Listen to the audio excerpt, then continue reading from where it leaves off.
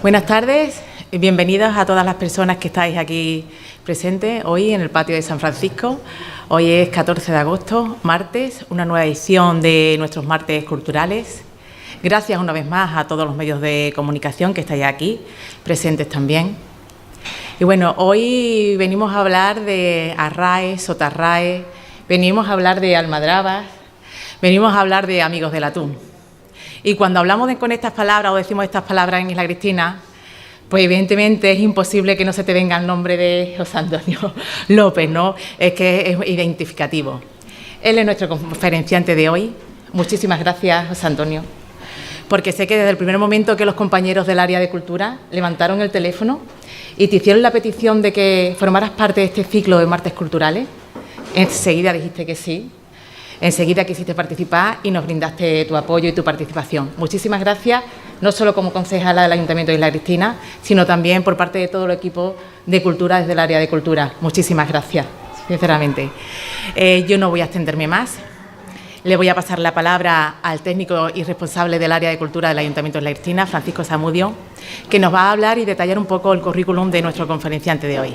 Muchísimas gracias a todos. Sí, buenas tardes, pues como ya José Antonio es un personaje habitual en estos encuentros de los martes culturales, tampoco creo que sea necesario extenderme en su currículum, que prácticamente es conocido de todos, pero si hay alguien que todavía no conozca la trayectoria de José Antonio, pues podemos decir que es doctor en Química por la Universidad de Extremadura, con la tesis Análisis comparativo de la calidad del atún rojo y el atún rabil. Es licenciado en Ciencias Químicas por la Universidad de Sevilla y profesor del Instituto Padre Mirabén de Isla Cristina. Además, ejerce de presidente de la Sociedad Cultural Gastronómica, la muy noble Sociedad de Amigos del Atún, Tunus Tinus y Amantes del Vino. Además, organizan, como ustedes saben, desde el año 2002, los encuentros arraes, sotarraes, encuentros de capitanes de almadraba en Isla Cristina. Además es coautor de diferentes publicaciones y sobre todo es el autor del libro El atún y la alimentación mediterránea, que fue publicado en el año 2007. Además ha impartido numerosas ponencias sobre el atún en diferentes sitios, además de hacer los típicos ronqueos del atún que se organizan pues habitualmente con diferentes motivos, ¿no? Su currículum es más extenso, pero yo creo que para lo que nos atañe pues creo que es suficiente. Estamos ansiosos por escuchar, por si tiene que aportar datos nuevos sobre el tema de la almadraba, que tanta riqueza y tanta prosperidad dio a Isla Cristina en su época. Y la palabra pues es suya, José Antonio. Bueno, buenas noches. En primer lugar, agradecer vuestra presencia, ¿no? Dar las gracias a la concejala de Cultura y al técnico de Cultura, ¿no? Y de verdad valorar la actuación de la Delegación de Cultura del Ayuntamiento de Isla Cristina, que ha mantenido este ciclo de martes culturales que se inauguró aquí con Francis Zamudio y la gente que empezamos en el año 2007. Todos los veranos, todos los martes de todos los veranos, de 2007 a 2018, de un tema, de otro tema, pues sí es verdad, el Patio San Francisco ha resumido lo que es la historia de Isla Cristina, no solo de Isla Cristina, gente que nos vienen a visitar y nosotros lo invitamos, o lo invitaba antiguamente para que participara, nos diera una pequeña charla y todo el mundo se ha pasado por aquí y depende del tema, pues han asistido unos u otros. Hoy me toca a mí dar la conferencia sobre los capitanes de almadraba o las almadrabas suratlánticas. Esta ponencia que voy a dar es consecuencia de un trabajo que hemos realizado 4 investigadores andaluces y que ha desembocado en el libro Las almadrabas suratlánticas andaluza de historia desde el siglo XIX al siglo XXI. Los 4 componentes que hemos hecho el trabajo han sido coordinados por David Florido, que es antropólogo y profesor de la Universidad de Sevilla. También otro historiador, profesor de historia del Instituto de Conil, Antonio Santos, que es el que ha estado la investigación la ha llevado a cabo en el archivo ducal de Medina Sidonia. mi compañero y gran amigo Juan Ruiz, que hoy también tenía la presencia aquí, pero a última hora no ha podido estar. Este es catedrático, Juan es profesor del Instituto de Cartaya, catedrático de latín, es especialista en carretera y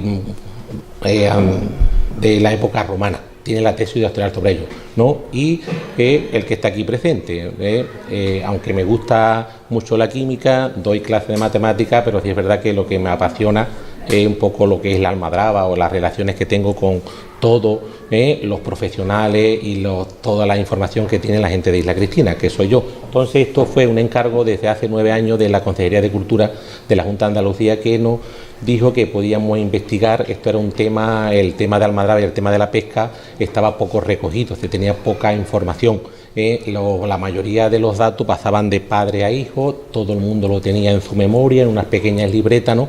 Y a medida que están llegando un poco la tecnología, los GPS, los móviles, ya se pierde un poco esa costumbre.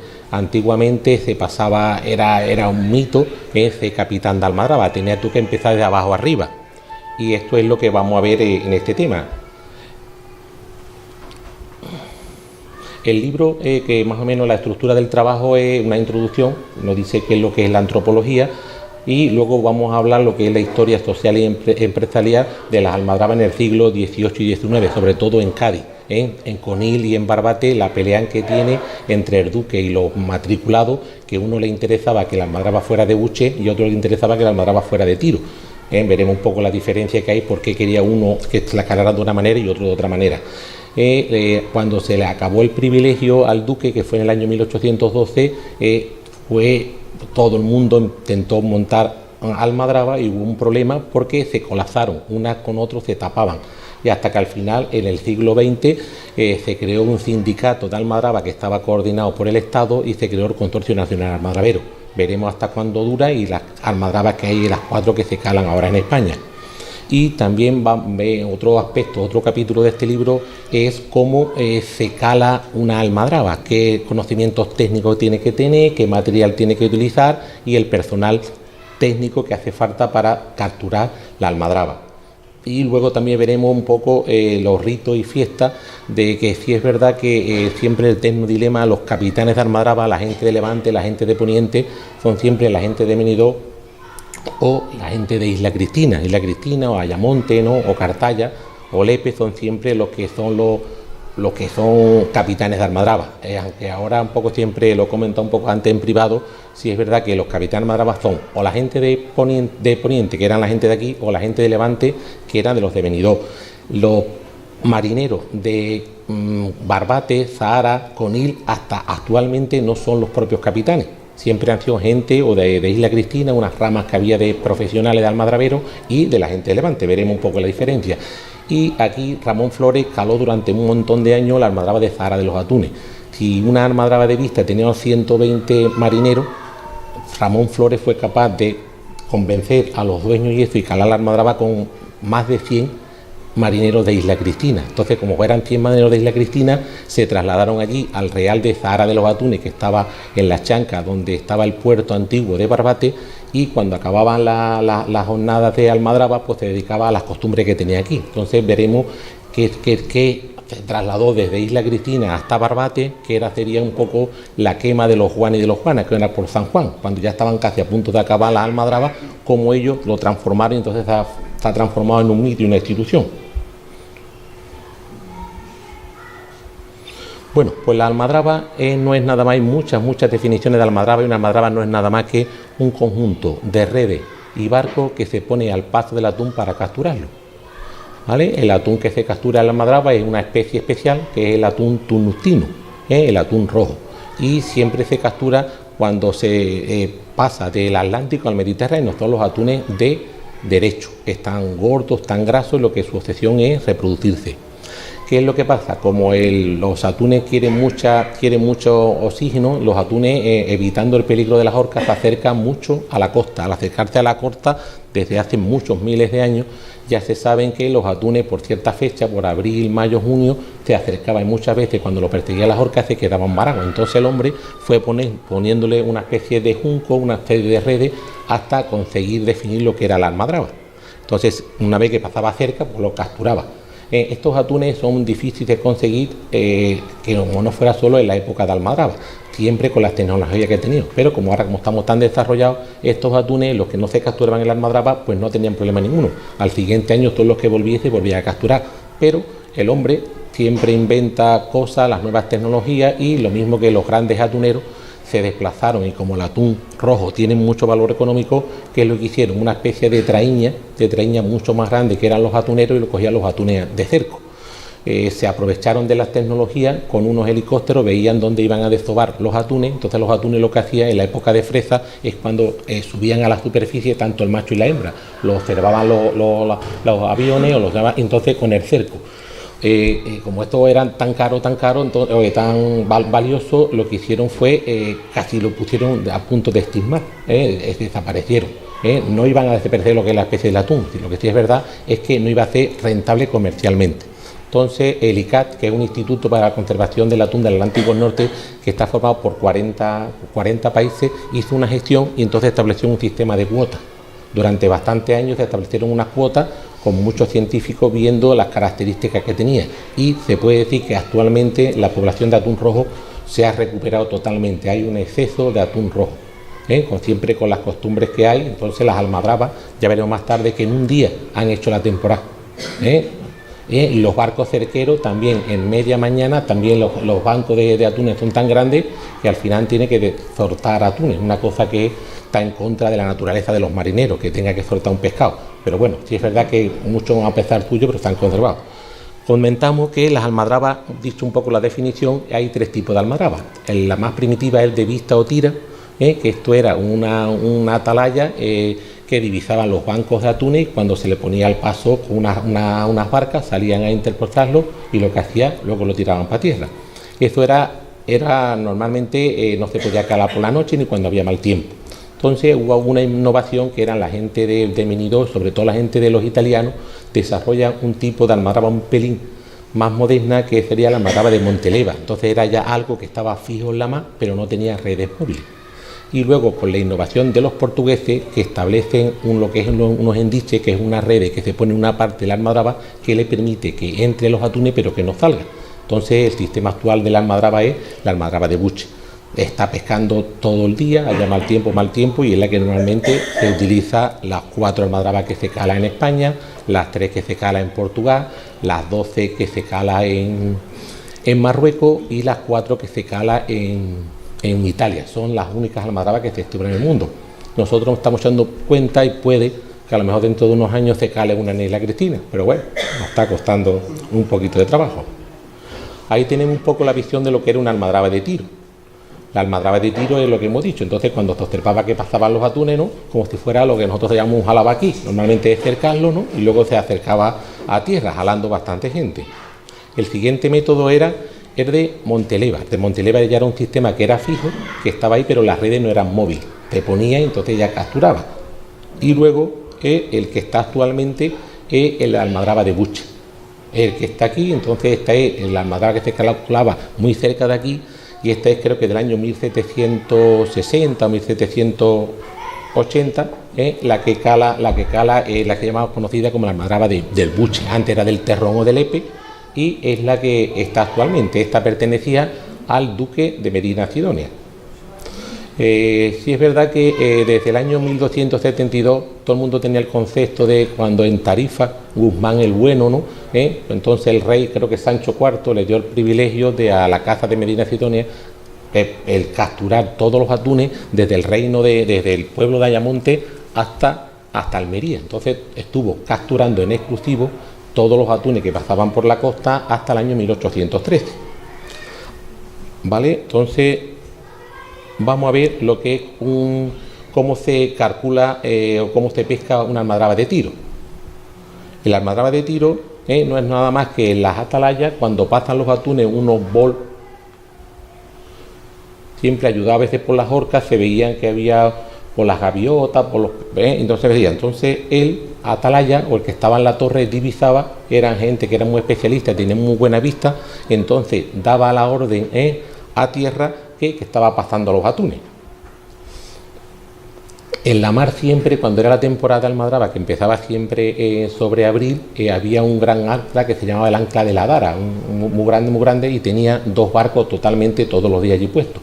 Uno era el barco de segunda y un boliche, era el boliche de Levante. Entonces, cuando te divisaban y le daba la orden el de la atalaya o el torrero, entonces lo que se hacía, el barco de segunda, que estaba dirigido por un armador mayor, lo que hacía es se desplazaba perpendicularmente a la costa para atajar lo que era la horda de atunes, y el boliche, que era otra lancha que estaba junto con él, se desplazaba perpendicularmente a la costa. Cuando se daba ciertas circunstancias, estaba un poco cercano, daban otra orden y había otro boliche que estaba en tierra, lo que hacía era dirigirse al barco de segunda para cerrar lo que era el bolo de atún. Entonces inmediatamente aparecían y se mandaba 5 barcas pequeñas que se llamaban calones. Estos serían calones de cirga, calones de cabestrera, que lo que hacía era ir ahí y cerrando entre redes y redes. Las redes era de cáñamo, era de esparto, esta que era un poco de era de esparto. Una vez que estaba totalmente parado en lo que era el bolo de atún, como esta red era muy endeble, desde la atalaya se daba un poco otra vez la imagen, ¿no? Y lo que hacía es salía otra segunda barca, que es la barca primera, salía de la tierra con una red que era de cáñamo para cubrir todo el arco que había sido la otra. El que estaba en caballo era un ayudante del capitán de la almadraba, entonces eran 4 y lo llamaban los mandones. Ahí estaba, ¿no? Entonces estaban esperando. Si es verdad que una almadraba de vista podía tener unos 600, 700 personas trabajando todos los días, era muy costosa, ¿no? Y hay veces, ¿no? Ahí está el ejemplo, ¿no?, de cómo el atún se ha capturado y está dando vueltas, y entonces con las distintas barcas. ¿Qué es lo que pasaba? Que había veces que cuando pasaba un bol de atún, al rato o dentro de una hora pasaba otro bol de atún. Entonces tampoco lo desaprovechaba, y entonces lo que hacía es, tenían otros barcos preparados y hacían otra pequeña bolichada. De esa bolichada incluso se tiene constancia de que hubo una vez que se dieron hasta 3 bolichadas seguidas. Ahí está el ejemplo de las distintas barcas preparadas. Esto sería un poco de la almadraba de Conil. Una vez que estaban el atún siempre cercado, se retiraba el barco de segunda, los boliches de Levante y Levante de Poniente, ¿no? Y este boliche iban a tierra por si daba la casualidad de que tenía otro bol de atún. ¿Qué es lo que pasa? Una vez que estaban capturados el atún, entonces los paralelos y los ventureros, que son los que estaban en la costa, se tenían que poner a jalar de esta red de cáñamo. Era una red muy pesada, siempre estaba un poco sujeta con el corcho, ¿no? Y poco a poco, ¿no?, pues entre uno y otro tiraban de los atunes. Y sería como estaba un barco con otro barco. Entonces ahí el armador mayor era el que estaba primero, y el que más mandaba la almadraba era el capitán. El capitán o armador mayor, el que mandaba, tenía los 5 mandones, y luego había una RAE en cada una de las lanchas. Ahí tenemos el ejemplo, cómo se daban hasta 2 y 3 bolichadas. Una vez que habían capturado, esos atunes iban a tierra con los bicheros, ¿no? Y ahora lo tenían que cargar en una barca, en unos carros tirados por bueyes. Iban a la chanca. Y ahora el que estaba allí, el salador mayor, entonces decidía si lo vendía, o si no había comprador, el mismo duque se encargaba de salarlo y meterlo en barriles.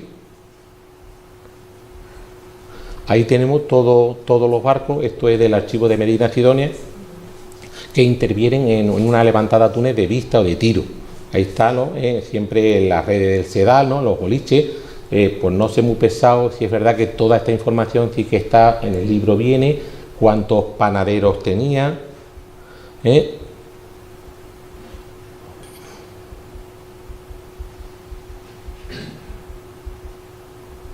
La ración que le daba cada día, cuánto ganaba cada uno, cómo se pasaba de uno a otro. Y sí es verdad que a veces, como algunos años no eran muy buenos, no contrataban a tanta gente. ¿Qué es lo que pasaba?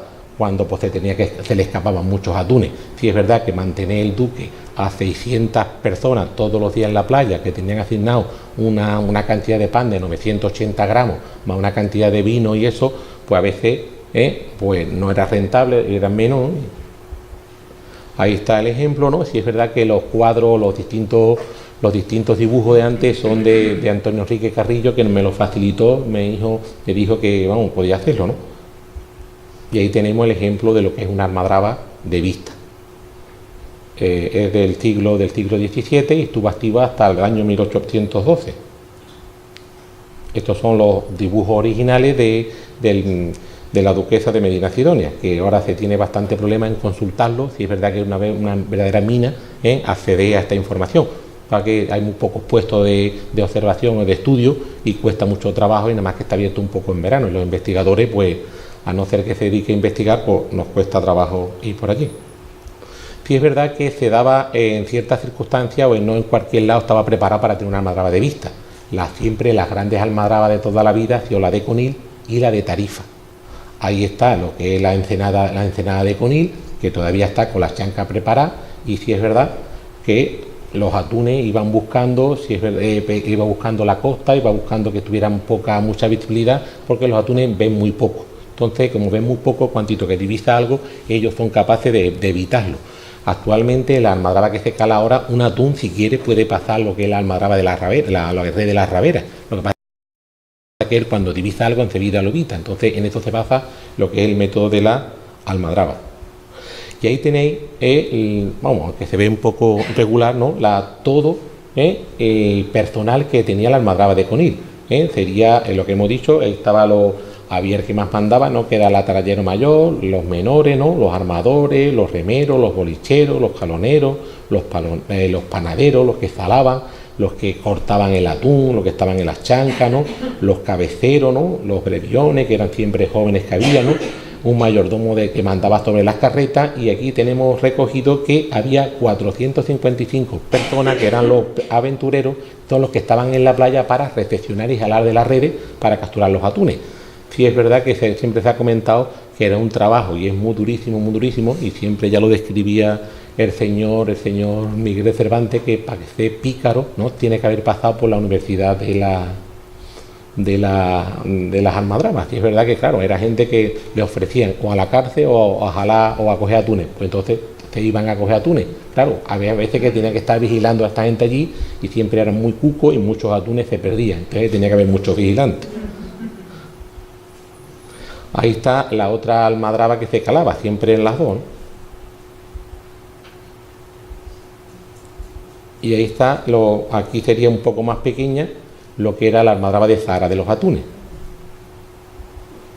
Ahí está la almadraba de la Tuta, ¿no? que ya estaba conocida con la higuerita, en el año 1851. Y sí es verdad que en el año 1812, cuando hay un conflicto entre el duque y los matriculados de Conil, que ellos se quieren hacer un poco independientes y ya se les acaba el privilegio de calar la almadraba en 1812, el duque se asocia con empresarios de Levante, del Levante de Poniente, ¿no? Y son los que le facilitan para cargar la almadraba de Buche. La almadraba de Buche, en vez de tener 500 trabajadores, nada más que tiene 150, es mucho más rentable.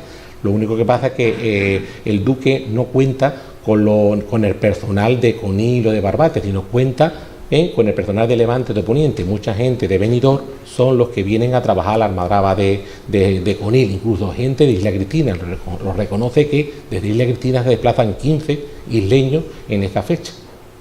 Y también comenta que el Buche se establece a partir hicieron una serie de pruebas antes. Estaba en contra porque la almadraba de Buche tenían que fijar las redes al fondo. Entonces lo que hacía, o había una especie de ancla muy primitivo, o normalmente lo que se hacía era con piedra. La mayoría de las piedras se perdía. Entonces en ese sitio donde se podía calar, luego cuando iban a calar a las sardinas le costaba bastante trabajo. Entonces los pescadores estaban en contra de este sistema. Lo que pasa es que al duque le interesaba económicamente contratar a 150 marineros mejor que a 500, y hay siempre un poco la prueba. Y sí es verdad que las dos, o la primera almadraba de Buche que se cala fue en 1723 en Conil, y luego hay una réplica aquí, todavía no era en Isla Cristina, fue en 1741 que se caló la Tuta, que es una muy parecida a esta. Aquí tenemos las almadrabas modernas.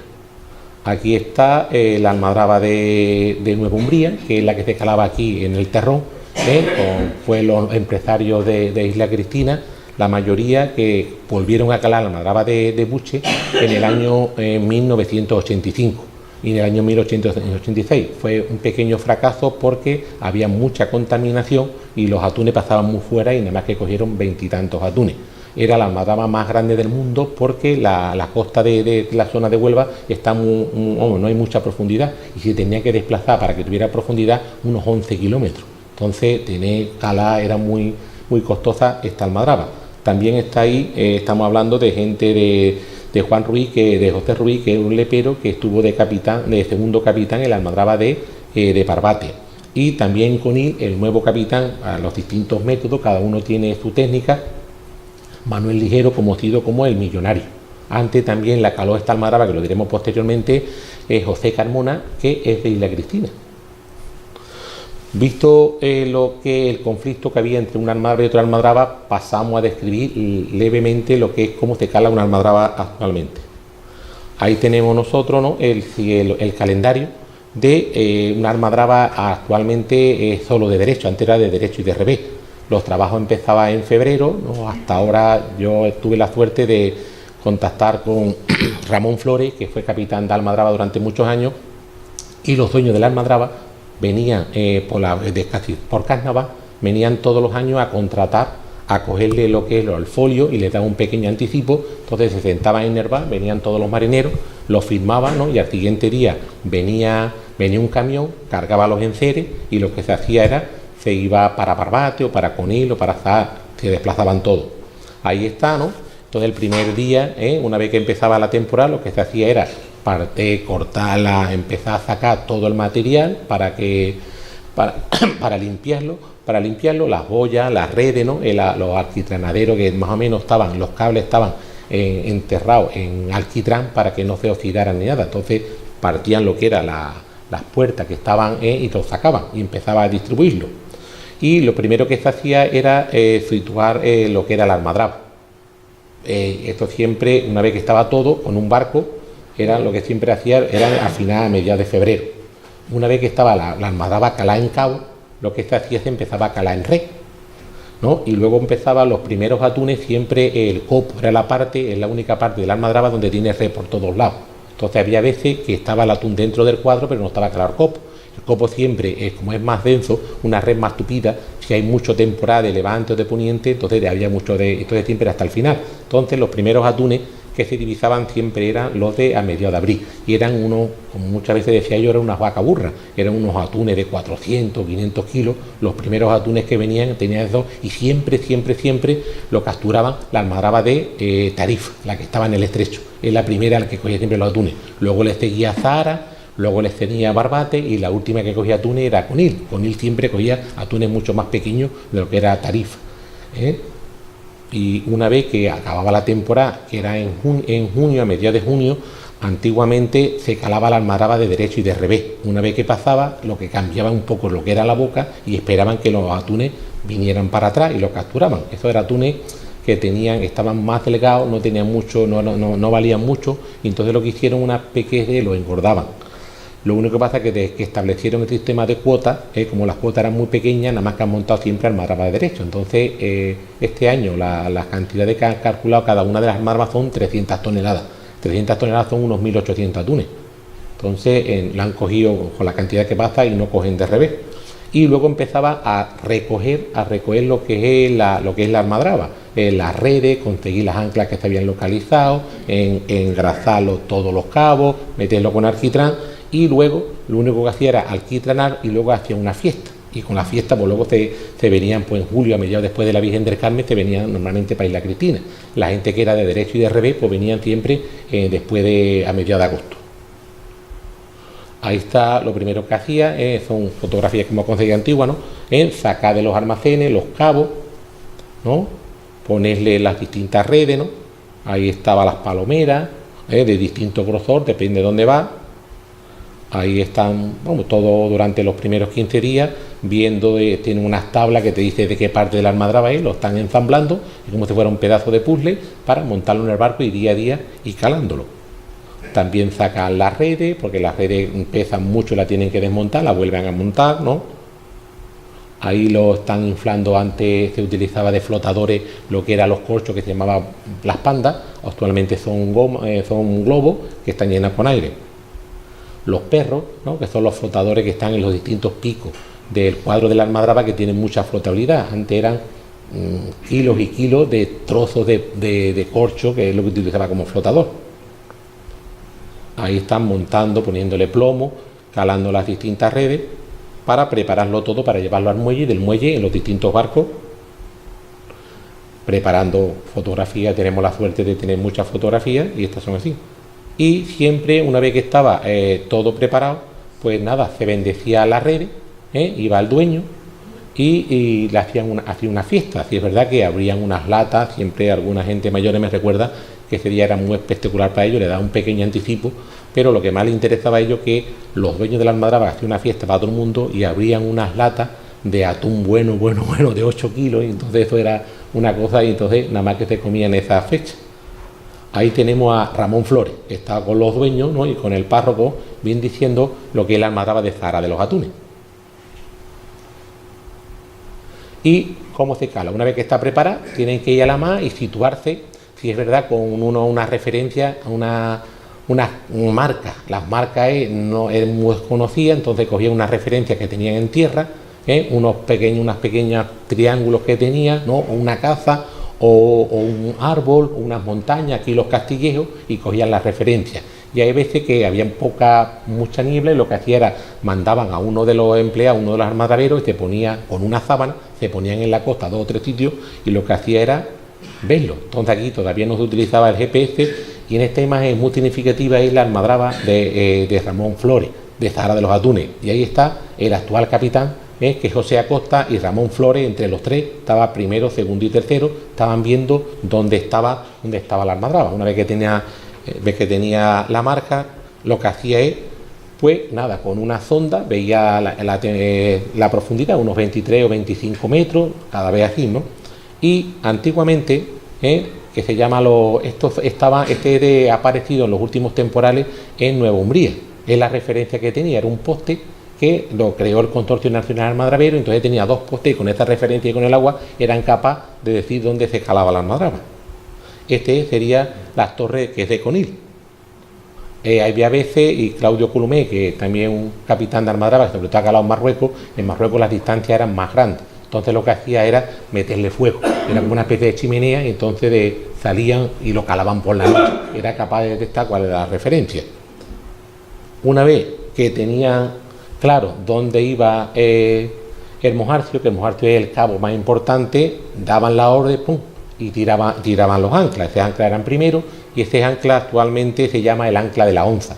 El ancla de la onza porque se calculaba como si fuera una cruz de Caravaca, y se iba para tierra. Entonces el dueño de la almadraba al capitán le regalaba una onza de oro. Actualmente no regala nada, ya dicen esto se acabó, y por lo que se ve es una costumbre, está por ahí un poco investigando, y esto se daba en Conil.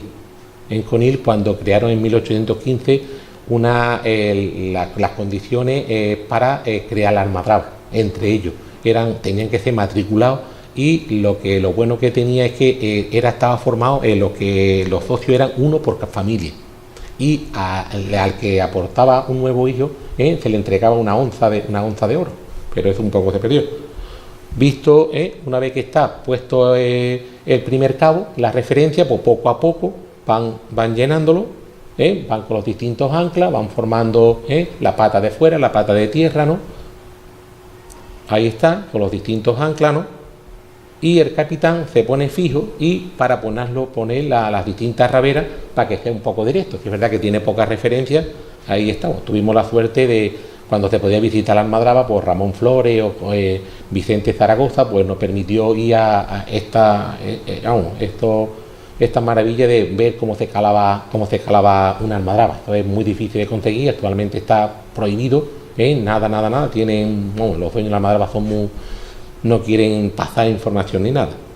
Los distintos barcos, ¿no?, van ayudándolos, los cabos, ¿no?, y siempre sigue estando igual. Los capitanes lo tenían todo apuntado, te acordaban de un año para otro, los distintos cabos de palomera, de quién era este grillete, de qué almadraba era, tienen una referencia, una mente privilegiada, te acuerdan de todo, y lo único que pasa es que te llevan una pequeña libreta, y en esta libreta lo que hace es apuntar qué ancla está por arriba del otro para que al desmontarlo no tengan problemas. Pero eso es un poco la referencia que tiene.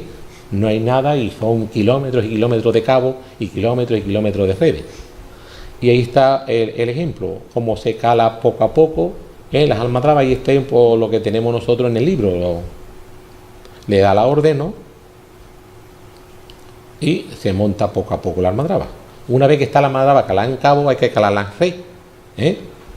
Pues lo mismo, se pasa, una vez que esté limpia, se pasa de los almacenes, se pasa al muelle, del muelle a los barcos. Ahí está, y actualmente pues se puede comprobar y se puede hacer cómo eran los con rana. Cuando antiguamente no había rana, por lo que había se hacía unos solapos. Cuando había un corte, pues le echaban ellos un remiendo visualmente, pero actualmente, una vez que está la almadraba calada, pues se espera que pase los atunes. Una vez que pasen los atunes, siempre depende si el agua está muy clara, ellos son muy escrupulosos ven poco, entonces lo que hacen nada más que quieren agua clara y viento arzú. Cuando hay viento arzú, lo que hace lo echa para tierra, entonces lo captura la almadraba. Cuando no hace viento arzú, los atunes pasan por el medio del estrecho y no los captura.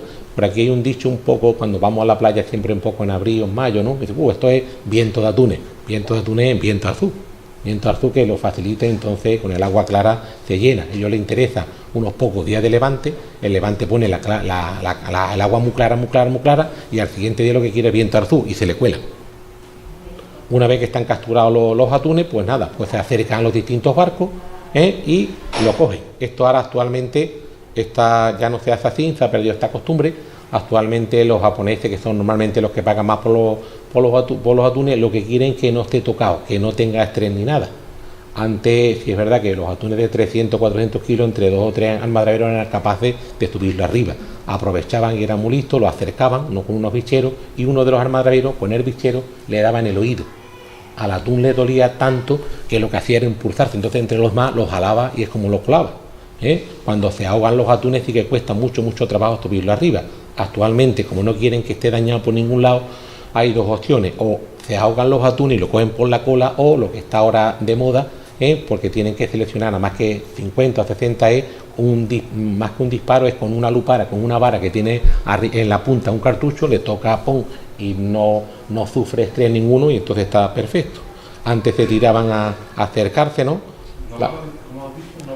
Es una bala, es una vara, y en la vara en la punta tiene un cartucho. Cuando le golpean la cabeza, pum, le pega el tiro y nada, y enseguida no hay pega ninguna. Una vez que están capturados los atunes, pues nada, pues se acaba la temporada, sacan el cópono y ahora hay que deshacer lo que se ha montado. Hay veces que ahí tenéis el ejemplo del montón de algas que han cogido, y lo que pesa todo poco a poco, ¿no? Con los barcos, con la maquinilla, y levando las anclas. Antiguamente no había rana, y el que más resuello aguantaba era el que se tiraba para sacar los líos. Había veces que le costaba bastante trabajo con una navaja, o muchos de las anclas se quedaban en la mar. Y muchas veces actualmente, de vez en cuando, están cogiendo anclas antiguas. Nosotros hace unos años pues tuvimos la suerte de localizar unas pocas aquí y las trajimos en el pueblo. Una vez que están, pues nada, ahora sí es verdad que todo la fuerza bruta de los hombres han cambiado, y ahora todo es con el torito, o con todas las grúas que hay. Una vez que están aquí, el almacén sería lo que se llama el real. Este real que está aquí es el de Nueva Umbría. En Nueva Umbría era una almadraba que tenía una serie de 1000 personas. Otro real es el que de Isla Cristina, de la almadraba Las Cabezas, es el de la Punta, donde está hasta el faro. La gente que tiene cierta edad, pues creo que se bañaba allí entre los anclas del punterito. Y esto es lo que queda del real de la almadraba de Nueva Umbría. Es una pena, sí es verdad que está protegido, pero ahora no hay dinero, y es una pena que esto se esté un poco derrumbando por el tiempo y eso. Este sería el real de la almadraba de Barbate o de Zahara de los Atunes, ahí donde Ramón Flores vivía. Entonces sería el puerto antiguo, ahora no está. Y luego una vez que acababa la temporada, tenían que preparar los barcos, arreglar los barcos, ¿no? Prepararlos para la siguiente temporada. Y acabado todo, como los cabos de acero no eran acero inoxidable, tenían que protegerlo, y como lo hacían era alquitranándolo. Entonces era una tarea muy dura, se hacía por la noche. Entonces el último día de la almadraba, la gente quedaba a las 9 de la noche, y como podían, pues se buscaban la vida para no pasar mucho calor, ¿no? Y meter todos los cabos en alquitrán, que lo protegía de la sal hasta el año que viene. Una vez que estaba aquí, lo encerraba en cierto almacén y se acababa lo que es un poco lo que es la temporada. Este libro también trata, y un poco esta charla trata un poco un homenaje a todos los capitanes, tanto de Levante como Poniente. Hemos tenido la suerte de, en el Consorcio Nacional Madravero, en la Arraez Zotarraez, contar con la mayoría de los capitanes que están actualmente en activo. Ya algunos pues no se han despedido de nosotros, ¿no? Pero bueno, siempre contamos con ellos. Ahí están Ramón Flores, está José Fernández Pelao, que es del EPE, un Vicente Zaragoza que todavía está vivo, y te pone a hablar con él y te lleva horas y horas hablando y tiene 94 años, ¿no? Está José Carmona, que es de Isla Cristina, está Miguel Ligero, ¿no? Está Claudio Columé, está Juan José, ¿no? Y estos serían los primeros capitanes que aparecieron aquí en el Consorcio Nacional Madravero, que era Pedro Baello. Y esta es la saga de los capitanes de Levante. Eran todos ellos para ellos. Ahí están. Su hijo Jacinto Baello, que todavía de vez en cuando nos visita, fue el segundo de la Almadraba de las Cabezas. Y otro también de la época de la saga de los capitanes de Levante, Jaime Pérez Zaragoza. Se casó con una mujer de Isla Cristina y tuvo vino con nosotros y estuvo aquí, ¿no? Y Pepe Zaragoza, el que caló el Cenizoso en Portugal, y es el padre de Vicente Zaragoza, de Santipetri. Y aquí tenemos al mítico capitán Vicente Zaragoza, capitán de la Almadraba de Barbate, desde los 17 años hasta que hace nada que está jubilado.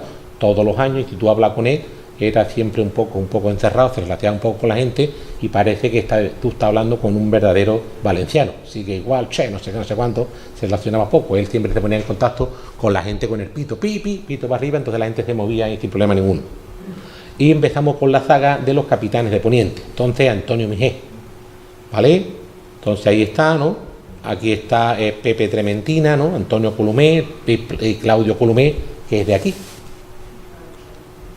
Aquí los capitanes de Columé, Claudio Columé, siempre su padre Claudio Columé también, fueron los que trabajaron en Marruecos. Ahí está con los capitanes Mohamed Ali. Y hoy no ha podido venir, es una pena que Claudio Columé no fue capitán de Espartel, tuvo la novedad de hacer doble boca, y entonces capturar una cantidad de atunes impresionante. Estos 2 años lo convenció y dio una clase magistral a los alumnos del instituto donde yo trabajo de cuarto de eso. Queda poco, llevo nada más que 38 minutos, ¿sabes? Nos convenció y convenció a Ali Bonani, otro capitán de Almadraba de Marruecos, de Tánger, ¿no? Ramón Flores, ¿no? Sí, es verdad que estuvo cada uno de los capitanes, los grandes capitanes de Isla Cristina, apadrinó a uno, ¿no? Entonces Antonio Columé apadrinó a Ramón Flores y Claudio Columé, el padre, a José Carmona, que lo veremos más tarde aquí, ¿no? José Carmona también fue capitán de la Almadraba de Conil. Y el famoso José Fernando Pelao. Era más o menos un lepero, muy bruto, hombre, bruto como todos los leperos, en el sentido de decir que hablaba así, ¿no? Y si es verdad que cuento una anécdota, que yo con él me desplacé a la Almadraba Real de la Almadraba de aquí que hay en Tavira, y fui con ellos, ¿no? Y entonces cada vez que hablaba como habla un poco ellos, ¿no? Y es verdad que ellos se tomaron una copita y yo me tomé una menta poleo, ¿no? Y entonces él va y me responde, dice, los mulos también se mueren, ¿sabes? Él era así, ¿no? Su hermano, ¿no? Juan Fernández Pelao, que todavía está vivo y son historias hablantes, ¿no? Y Pepe Ruiz, que fue segundo capitán de la Almadraba de Barbate. Miguel Ligero fue capitán de la Almadraba de Conil, sustituyó a José Carmona. Juan José Rodríguez, toda la vida segundo capitán de Barbate, caló la Almadraba de Portugal, ¿no? Y siempre colaborado con nosotros. Ahí tenemos el penúltimo capitán de Barbate, Juan José, cuando estaba calado con una serie de piscinas, y en Portugal, que era totalmente, ¿no? El hijo de José Fernández Pelao, que está de capital actualmente en Tarifa, junto con el hijo de José Carmona, que está también ahora de capitán en Tarifa. Y como conocía toda esta gente, pues tuvimos un poco a veces la idea y la suerte de empezar a crear Arraez Zotarraez, encuentros de capitanes de Almadraba. Y allá en el año 2002, pues, en el Colegio Ángel Pérez, pues nos juntamos y nada, pues sí es verdad que me costó mucho trabajo que ellos se pusieran en una... No, es que nosotros no sabemos nada, digo, si ustedes, todo el mundo, nadie sabe nada de Almadraba, nada más que vosotros, y ustedes vais de Almadraba, y sí es verdad que una vez que cogieron confianza, a veces era muy difícil sacarle el micro para que ellos no dejaran de hablar. Entonces hicimos distinto, como se fue cada vez más grande, luego el Pala nos prestó su salón, entonces se organizó allí otro encuentro, 3, 4, 5, ¿no? Y hemos conseguido que hayan venido todos los capitanes. Ahí está Ali y su hijo, Buanani, ¿no? Y este es los encuentros, el último encuentro de capitanes de Almadraba que se celebra en el Garum. Ahí está, pues, los capitanes actuales, Pepe Acosta, que lleva Zahara, Juan José, que se acaba de jubilar, José Carmona, que lleva Tarifa, Claudio Columé, que para mí es uno de los que más sabe de Almadraba, y el Peladito, ¿no? O Patrocinio Fernández. Ahí está, ¿no? También contamos a veces con grandes científicos que vienen a darle una charla, ¿no? Ahí al profesor biólogo Antonio Di Natale, que es un experto mundial en atún, ¿no? Y esto es lo que hacemos nosotros. Entonces, esto he ido muy rápido. El que quiera más información, pues nada, puede adquirir el libro y sobre todo, no lo vendemos nosotros, pero me refiero que está en las dunas disponible y esto. Entonces, con todo lujo de detalle viene todas las cosas. Y deciros que nada, dentro de nada, pues se va, aquí estáis casi en exclusiva, lo que es un poco el encuentro de capitanes de este año, ¿no? Del día 6 al día, del día 9 al día 16. Empezamos el domingo 9, el pistoletazo de salida con un ronqueo de atún en la plaza de la Almadraba, ¿vale? Al siguiente día todos los bares, 50 bares, participan en la ruta de la tapa del atún por Isla Cristina, y el jueves Rafael Salgado, pues el pregonero de este año de exaltar lo que es el atún y lo que es la Almadraba y lo que es la pesca y que son los marineros de Isla Cristina. Y también tenemos alta gastronomía, y entonces este año, como la embajada de Japón cumple 150 aniversario, me queda 2 minutos, a ver, 150 aniversario, le hemos dedicado la jornada a Japón. Entonces, las jornadas a Japón, entonces vienen 2 cocineros japoneses, Kosei Takakura, ¿no? Que nos da de comer el viernes 14, y Mario Payán, que también tiene una estrella Michelin, que nos da de comer del restaurante Capo, que es de Madrid. Y la clausura siempre se realiza en José Antonio Zaíño. El jueves, el viernes y el sábado las jornadas técnicas son en el Garum por la tarde, y está a disposición. Y como dice un poco la norma, ¿no? Kura Makuro, ¿no? El maguro, dicen los japoneses, que es el atún rojo. Pues nada, estáis ustedes invitados a, si queréis, pues venir a las distintas ponencias que están por ahí. Pues muchas gracias por vuestra atención. Si queréis alguna pregunta.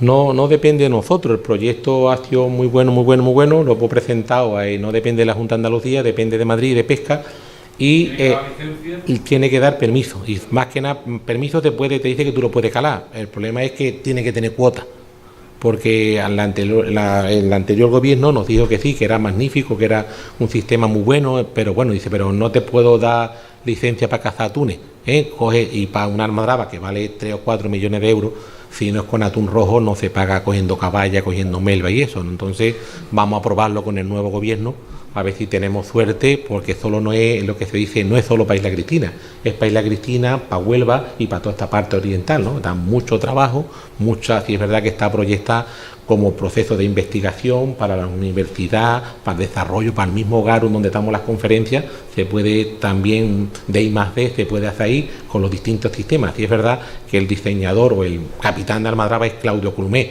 y la han montado para que sea económica y con un sistema totalmente distinto. ¿Necesitan los inversores y una empresa? No, la empresa la tenemos constituido, lo que pasa es que el problema es que inversores tenemos una vez que tenemos la cuota. De hecho, ya todo el mundo nos ha llamado y, claro, es que invertir por invertir no. Entonces, con la cuota, como es suficiente, pues decir, pero si no hay cuota, pues nadie invierte. De hecho, nos han llamado, incluso los dueños de las almadrabas que están actualmente, que ellos nos ayudan, nos dan todas las redes, nos dan todas las cosas, porque lo interesante es la cuota de atún, que no te puedes pasar.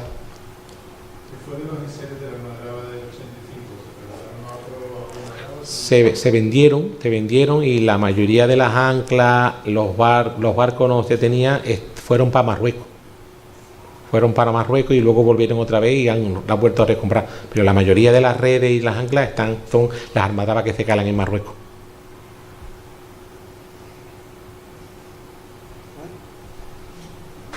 Pues nada, pues.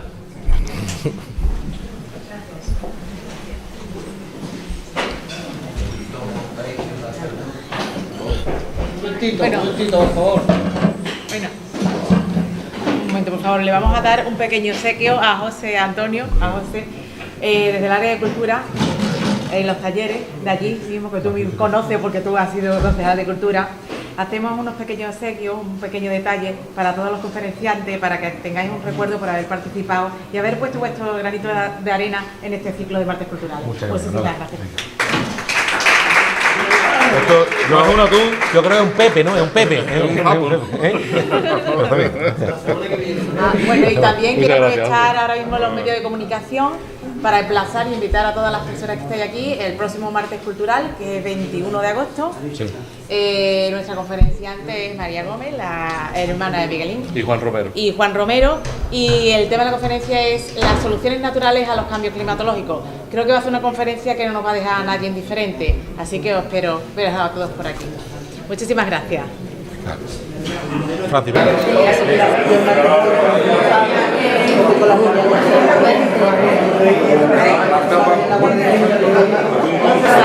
¿Qué pescado es, José? A ver, tenemos un capo. Pepe que es un rubio grande. Felisa, hola. ¿Estamos?